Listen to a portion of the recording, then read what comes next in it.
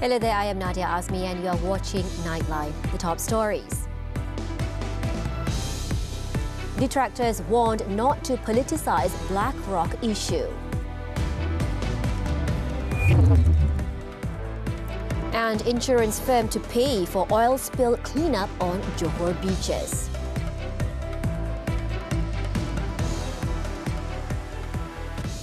Good morning. Most of the issues highlighted in the 2024 World Competitiveness Ranking Report by the International Institute for Management Development (IMD) have been resolved in the first quarter of this year. Prime Minister Datuk Seri Anwar Ibrahim said that two major concerns stated in the report have been effectively managed by the government, namely the strengthening of the ringgit and implementation of targeted subsidies.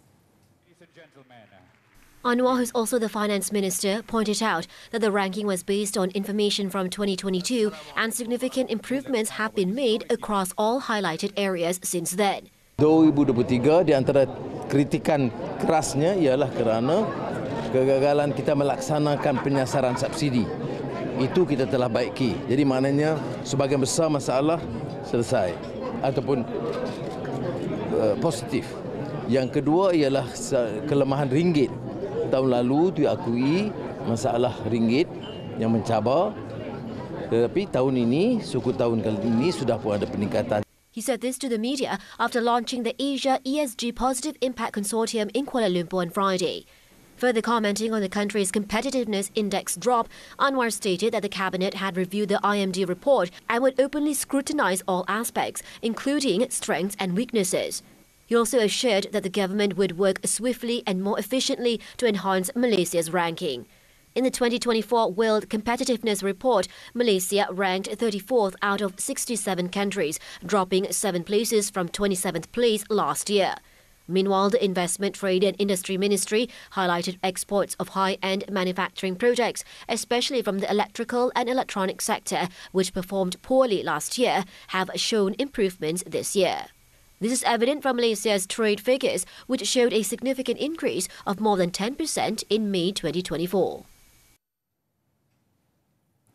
Earlier, the Prime Minister warned detractors against exploiting BlackRock Inc.'s purported involvement in the restructuring of Malaysia Airports Holdings Berhad MAHB for political mileage. Anwar reiterated that the government remains steadfast in its decision not to allow Israeli companies to operate in Malaysia. However, he cautioned against banning all companies indirectly linked to Israel but operating outside the country. Padahal siapa yang izinkan syarikat Israel beroperasi di sini dulu?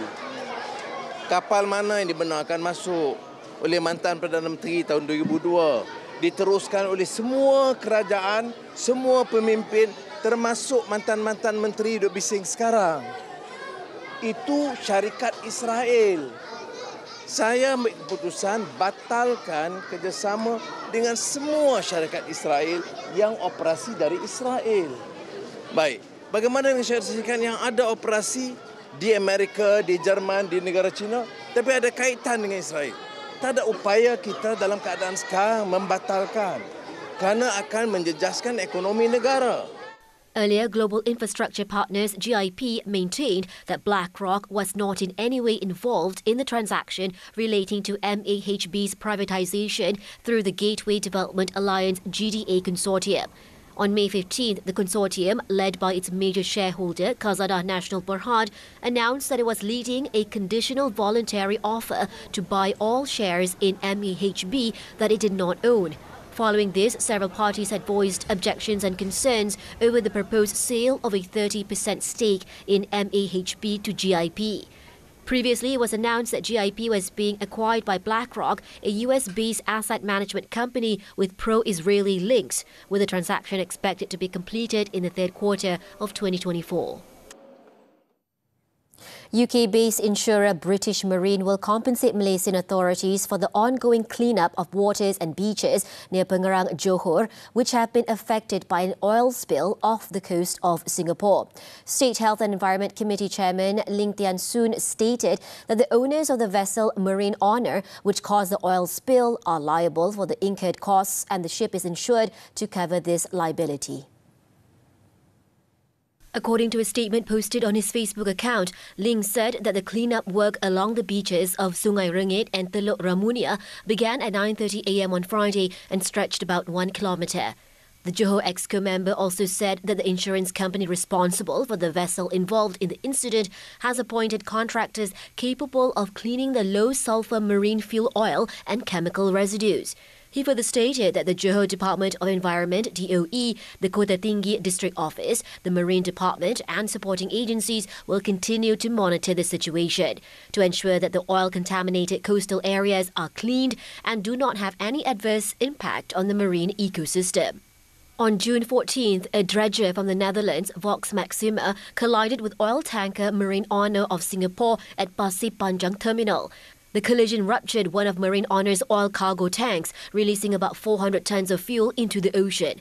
On Thursday, it was reported that strong winds and choppy waves led to the oil spill drifting into Malaysian waters, polluting beaches along Sungai Rengit and Teluk Ramunia. Meanwhile, Johor DOE Director Muhammad Fahmi Yusof stated that the impact of the oil pollution in Johor waters following the ship collision at Pasir Panjang Terminal last week is projected to be at a minimum level.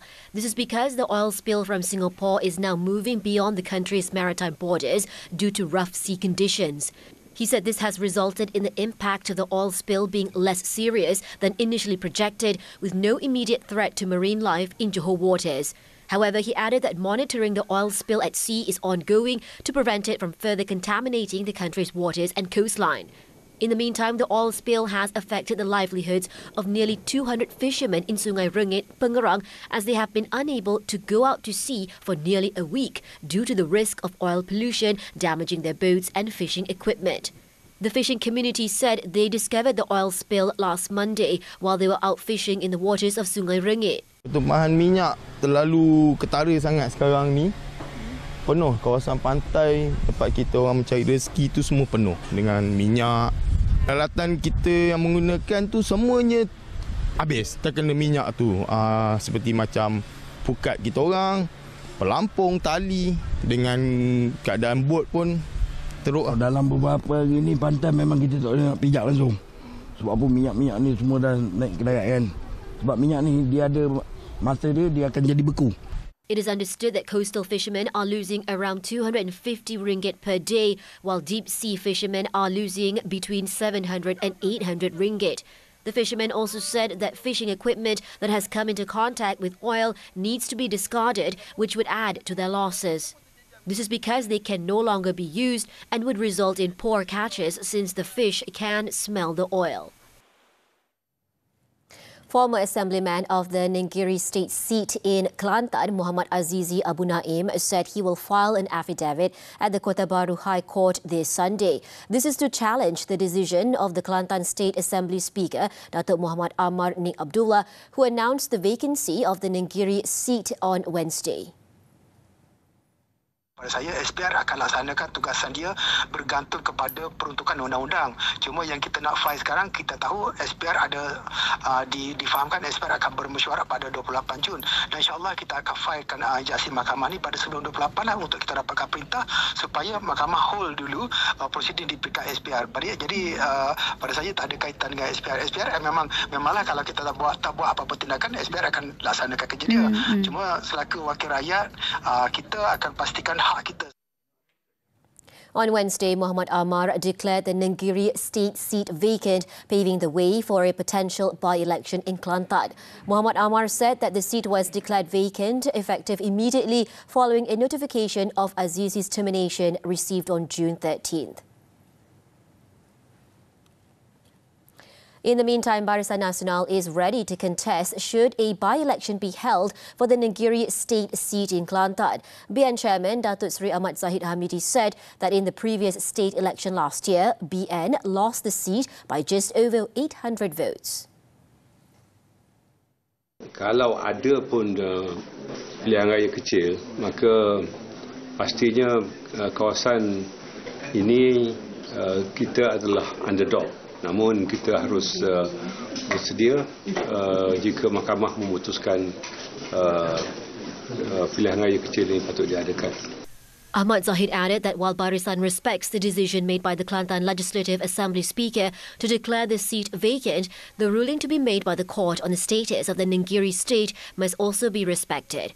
The Election Commission is scheduled to meet on June 28th to discuss the holding of the Ninggiri by-election.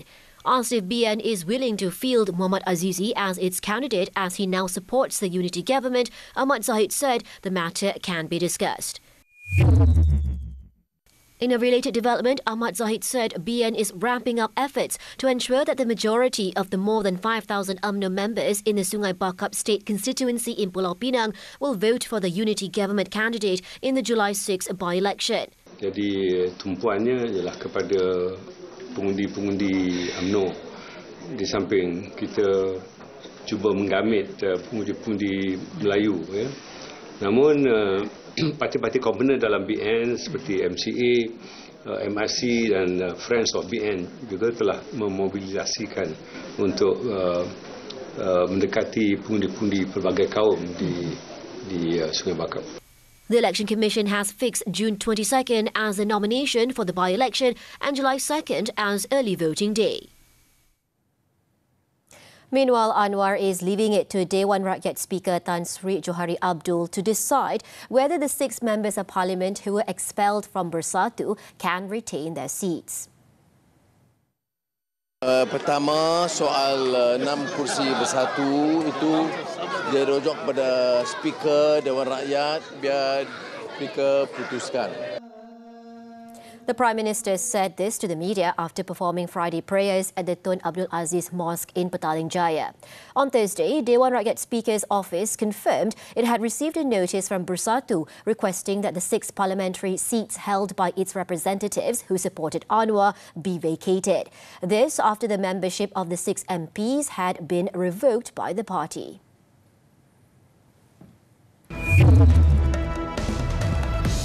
Nearly a dozen killed in Turkey wildfires. News from the foreign front when we return. Pembunuhan yang mencetuskan tanda tanya. Kes apa, bos? Kelibat lelaki misteri mendorong Fatima untuk merungkai setiap inci kes. Difahamkan mangsa ditemui dalam keadaan mengerikan. Boleh terangkan? Respek sikit boleh tak? Biarpun ada yang cuba menutup kebenaran. Dijerut dengan apa, Wak? I deserve the story. Metro Crime Series, Khamis hingga Sabtu 9 malam. Di Lestari TV3 dan stream sekarang melalui Tonton.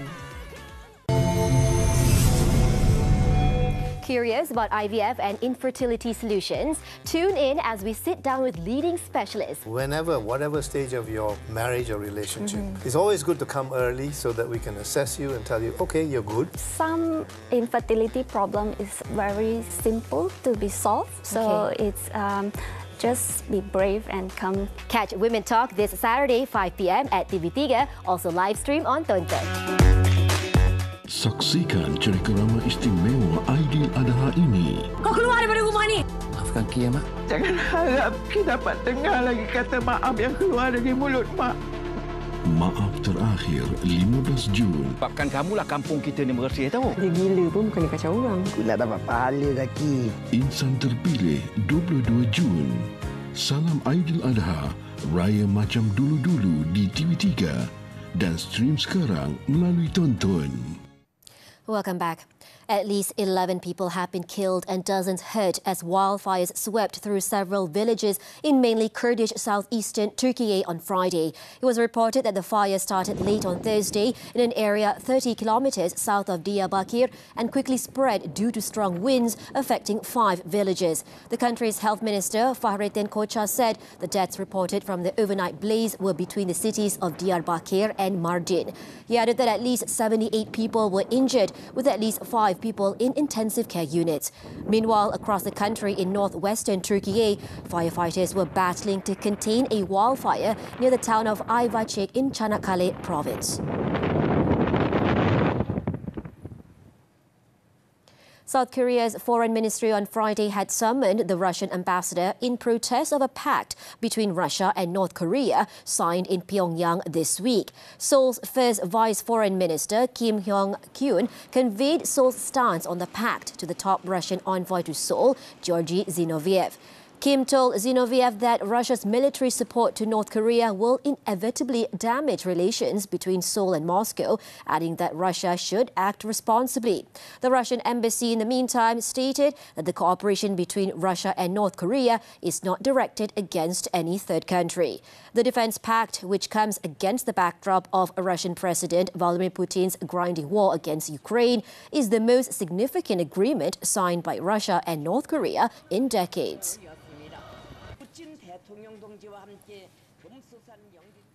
British Prime Minister Rishi Sunak said on Thursday he was incredibly angry after more Conservative Party figures were put under investigation over alleged bets placed on the UK general election date. Facing questions on the growing scandal from an audience of voters, the beleaguered leader said any election candidates or officials found to have broken rules would be kicked out of the party. His comments came hours after the Conservatives' campaign director stepped aside following reports that he and his wife, a Tory candidate in the July 4th election, were under investigation by betting regulators. The Conservatives had earlier confirmed that campaign director Tony Lee had started a leave of absence and that the Gambling Commission was looking into a number of individuals. The allegations that a second Conservative candidate was being investigated by Britain's gambling regulator and may have attempted to profit from their political knowledge of the timing of the election is the latest setback in Sunak's faltering efforts to stay in Downing Street. Last week, another would-be MP, Craig Williams, who was a Sunak ministerial aide, was also being probed for staking £100 on the date before it was called.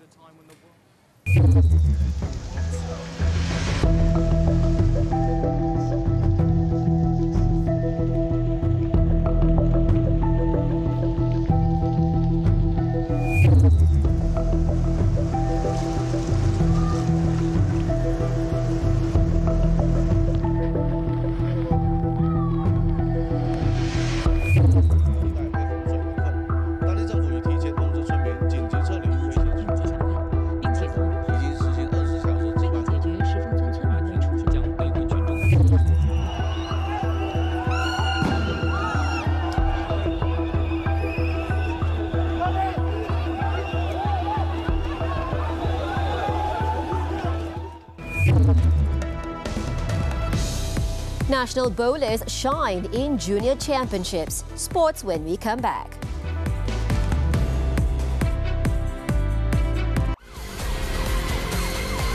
Apabila siren berbunyi, mereka sedia beraksi. Bersama Korporal Bani menghadapi detik-detik mendebarkan. Ada lesen ke tak? Dasar betul budak-budak sekarang Dah viral kat media sosial. Satu pekan baru saja Berdek! Dalam Polis Peronda mulai 28 Jun setiap Jumaat 10 malam.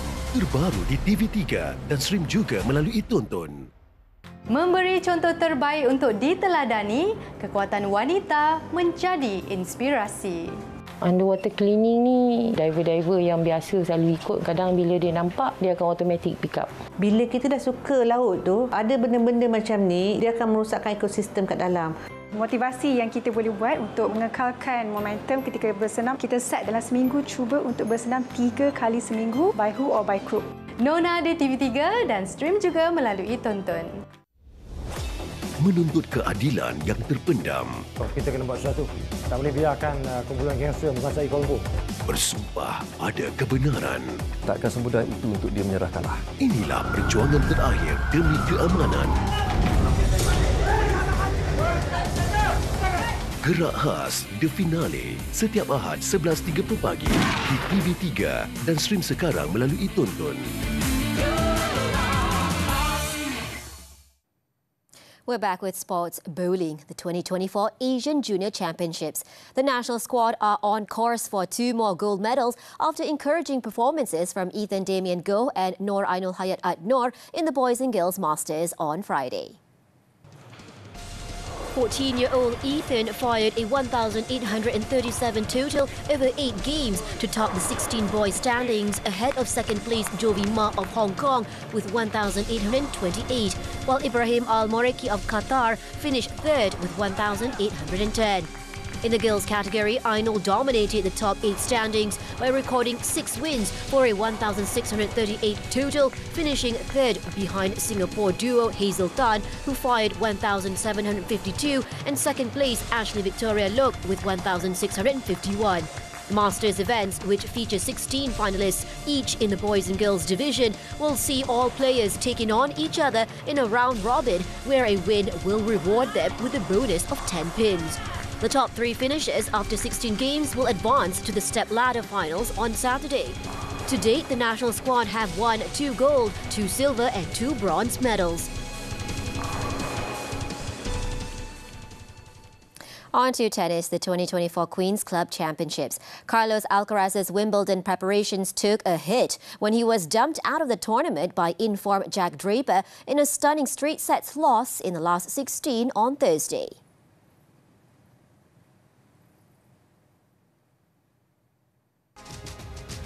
The 21-year-old 3-time Grand Slam champion who claimed the Roland Garros title last month lost his footing against Britain's #1 Draper. Fresh off winning the Stuttgart Open, Draper put on a near-flawless display to clinch a 7-6, 6-3 victory over the Spaniard. Up next for Draper is American Tommy Paul in the quarterfinals. Earlier, Paul did not face any hurdles as he needed only 69 minutes to beat Chilean Alejandro Tabilo 6-3, 6-4 to reach the last 8. Ahead of this victory, the world number 13 won against Argentinian Sebastian Baez 6-4, 6-4 and now is seeking for his first title of the season.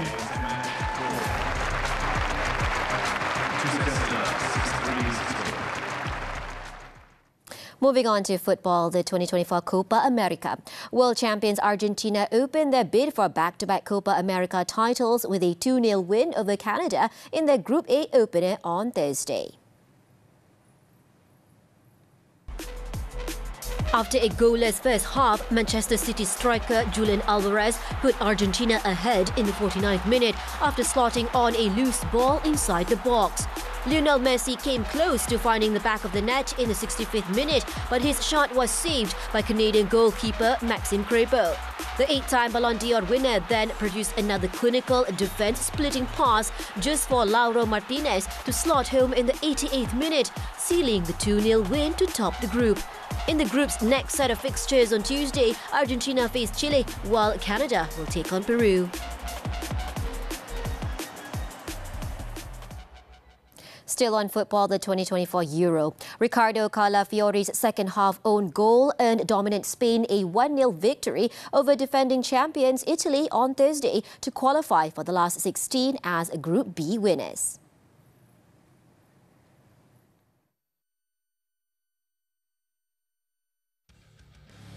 The La Roja, seeking revenge for the elimination from the 2020 edition by the Italians, pinned the Azzurri back from the kickoff and registered 20 attempts on goal. The deadlock was finally broken in the 55th minute when Nico Williams fired in a dangerous ball across the goal, which Calafiori unintentionally deflected it into his own net. Williams almost settled the game in the 70th minute and Italy barely threatened an equaliser until the final whistle was blown to make it 1-0 for Spain. Spain will finish top of Group B and will play a third-place side from another group in the last 16.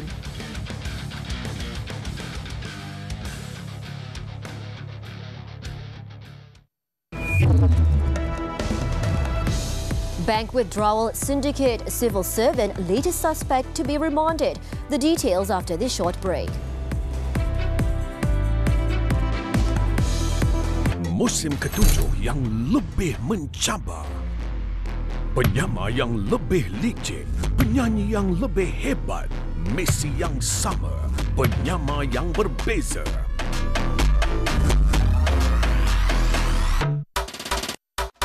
I Can See Your Voice Malaysia, musim ke-7.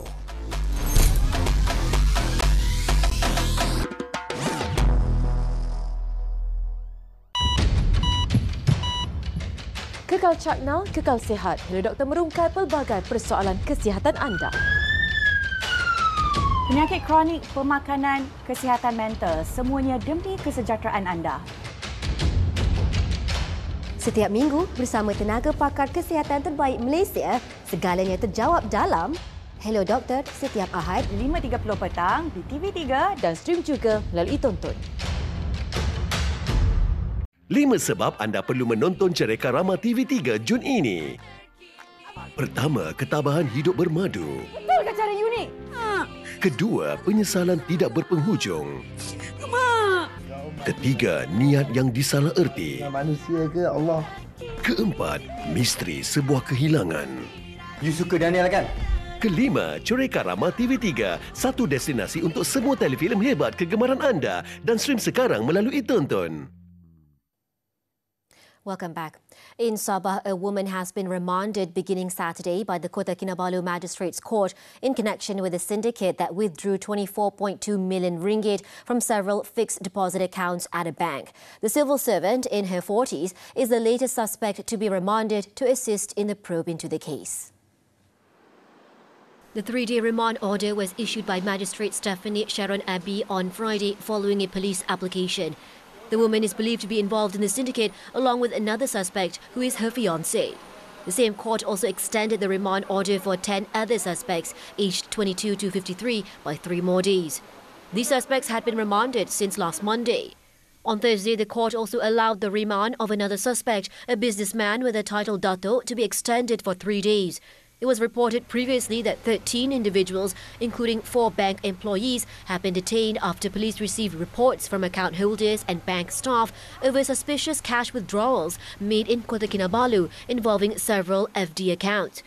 Investigations show the involvement of syndicate members from inside and outside the bank who conspired to withdraw the money as it could only be done through internal collusion within the bank. Meanwhile, in Kuala Lumpur, Bukit Aman Commercial Crime Investigation Department CCID Director Datuk Sri Ramli Muhammad Yusof revealed the syndicate members were paid between 100,000 and 240,000 ringgit to facilitate the withdrawals of the money from the FD accounts. Ada komisen-komisen yang diterima yang kita dah establish dalam beberapa kes. 240,000 ada, 100 lebih ribu ada. Mengikut peranan masing-masing. He also said that the syndicate members made their first withdrawal in April this year, followed by another in May.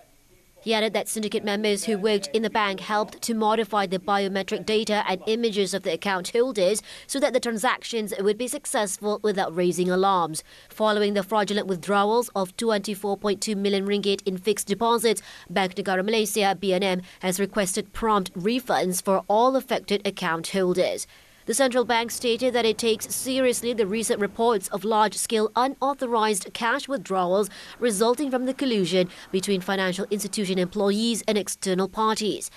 The BNM also emphasized that all financial institutions must implement strong controls to safeguard and protect customers' funds and the integrity of the financial system, as well as conduct a thorough screening of potential employees.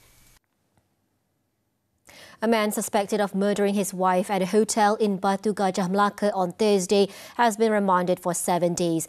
The remand application was granted by Magistrate Azlin Zeti Zainal Abidin.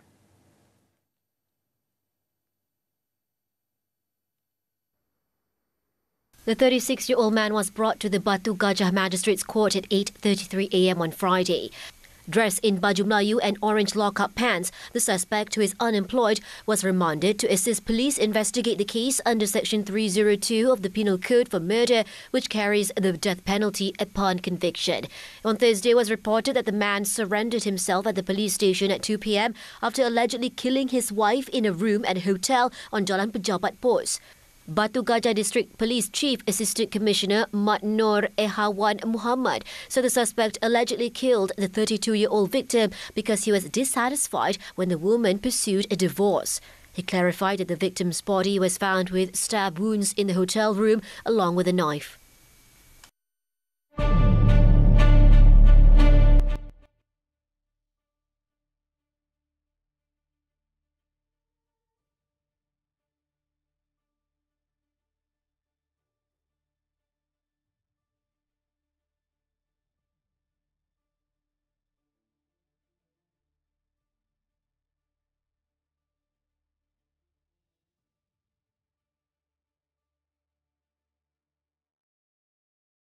As Nightline draws to a close this time around, let's take a look as Walter, the orangutan, veered off course to predict a Switzerland win over the home nation at Euro 2024. The 35-year-old Sumatran orangutan is no stranger to predicting the outcome of football matches and is a veteran of previous World Cup and Euros campaigns, as well as German and European club competitions. With that, I'm Nadia Azmi. Thank you for tuning in and be safe.